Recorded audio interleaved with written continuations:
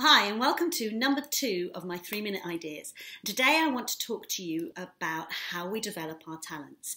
And this is based on the work of Daniel Coyle, who wrote the book, The Talent Code. Now, talents are based on 3 factors. Firstly, what we're born with. Secondly, something called ignition, which is the impetus to which gives us the impetus to do number 3, which is sheer bloomin' hard work. And anybody who has a talent that they're developing will know that it's sheer bloomin' work that really is the key to developing a talent. And in fact, of the 3, number 1 is the least important, what we're born with.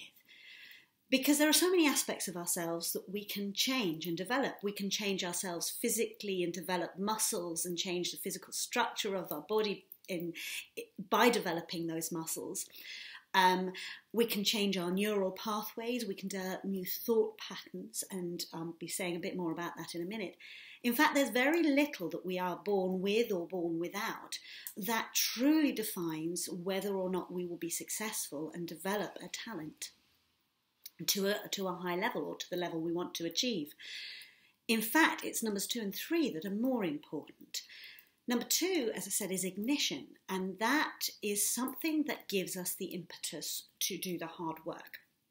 Now, that can just be simple interest, because if we have an interest in something, we will then do it, and we might become obsessed at times with doing it, but we will do it more, and the more we do it, the better we get at it, and therefore the more successful, which then sometimes gives us the impetus to put more work in, or increases our interest, which encourages us to put more work in, which increases our success.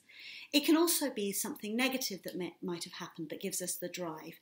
If there's actually research to show that children who've lost a parent at a young age sometimes have a greater chance of succeeding and achieving great things because they have that drive to succeed.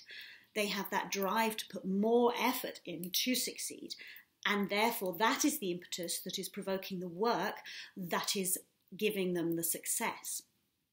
Because hard work works because developing a skill is partly about myelinating the neurons, because the more we use a neuron, and a particular neural pathway, the thicker the myelin coating becomes. And the thicker the myelin coating becomes, the easier it is and the more effective that neuron to use that neuron, and the more effective that neuron becomes. So the more we repeat a skill, the easier we find it. And so that's why repetition and hard work helps us develop and master our talent. There's more to it than that, and I will tell you a bit more about the next level in my next 3-minute idea. But what I would like you to take away from this one is the idea that what we're born with is not as limiting as sometimes we lead ourselves to believe. And that if we can capture that ignition, if we can capture that impetus to put in the hard work, and for me, a lot of that is about leaning into the joy and enjoying what we do, because then we put in the hard work and then we will myelinate our neurons and get the success we want. Enjoy the rest of your day, and I hope to see you soon. Bye-bye.